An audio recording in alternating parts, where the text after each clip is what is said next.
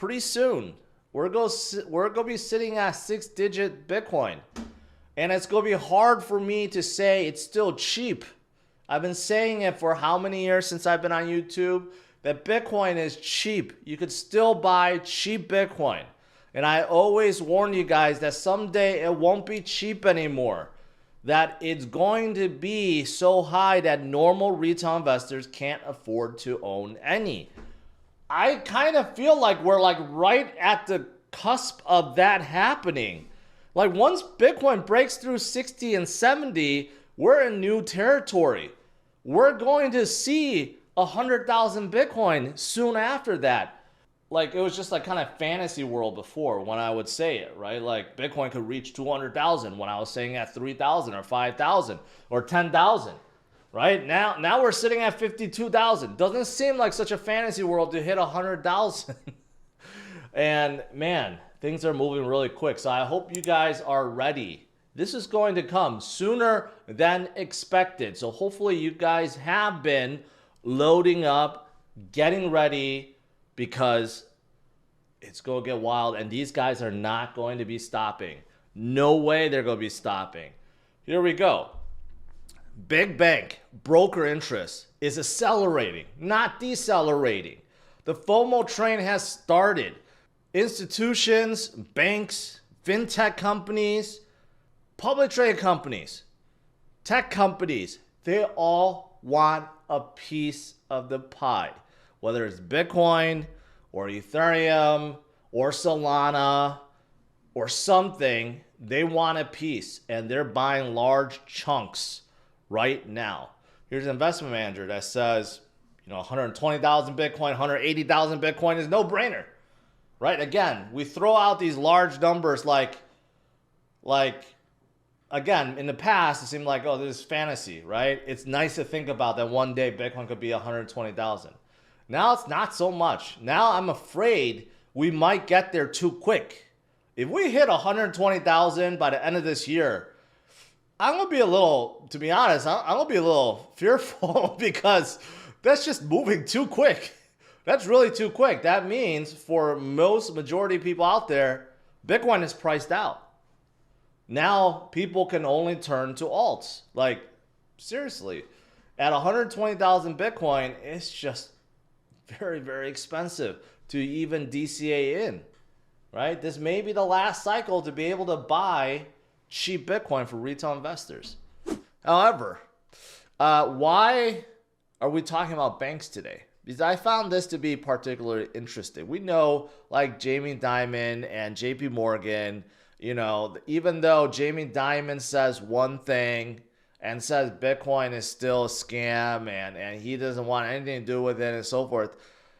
He says that, yet JP Morgan is involved with Bitcoin. In fact, JP Morgan's wealth division is led by Gary Gensler's brother. Gary Gensler, I think. I forgot his name, but he's been advising people to buy Bitcoin and crypto for a couple years now. So that's kind of interesting. But here's the different kind of FOMO that I didn't expect because of Bitcoin ETFs. Big banks, they feel like they're missing out. There's so much ETF action now. There's so much money to be made, and they feel like they don't have any piece of it. They're actually arguing to the SEC that they need to be made custodians. Basically, the definition of a custodian doesn't really fit banks, and these banks are now saying it's not fair. They want to be custodians. They want to be part of it. They know that ETFs are bringing in so much money and institutions and people, and they feel left out. They want a piece. So now they're begging the SEC to change the definition of what a custodian is so they can get involved. It's come to groveling now, guys. These big banks are the ones that argued nonstop about how Bitcoin was bad and how they need to be regulated and how they're only used for nefarious things. Now they're begging Gary to let them hold people's Bitcoin. Think about that. Now, as for ETFs, we got some good news and bad news. Last night, I warned people that even though Michael Saylor and MicroStrategy have accumulated 190,000 Bitcoins over a span of 4 years, or 3.5 years, 4 years, BlackRock and Fidelity are growing so fast that they may surpass MicroStrategy in like weeks' time. In fact, if you combine both BlackRock and Fidelity, they already hold more than MicroStrategy. And this is after, 3 weeks? Getting to the 4th week? So we could just round up to a whole month. Within 1 month, just 2 firms and their funds have surpassed what MicroStrategy did in 4 years. Okay? And it's staggering. This looks at what was added yesterday. BlackRock alone added $6 billion to the Bitcoin. Fidelity added $1.9 billion. ARK added $1.7 billion. And Bitwise added a staggering $2.3 billion. Even though yesterday, Grayscale, their selling started going upwards, it didn't matter. There was a net inflow of over $500 million. Okay, again, every single day. Now, BlackRock holds 116,000 Bitcoin. MicroStrategy's at 190. They're growing by, you could see it, 4, 5, 6, 10,000 per day. Per day. That's staggering, okay? We've been talking about MicroStrategy and MicroStrategy for so long. For years. I've been talking about them for years, since 2020. And he looked like a genius in 2021, then looked like a fool in 2022, and 2023, and now looking like a genius again in 2024. But still, we've been talking about 4 years. And as much as he's been buying, these institutions have so much money, they're catching up at an alarming rate.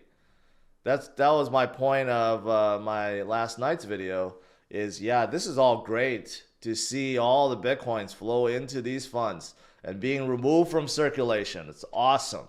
Short term, it's causing Bitcoin to skyrocket. And we're moving faster than ever in this cycle. We have never recovered up this fast in any previous cycles. So think about that. And this is the 4th cycle that we're in. We have never ever recovered up from our bottom as quick as now before the halving event. And that's due to ETFs. That's fantastic. People are making money with Bitcoin.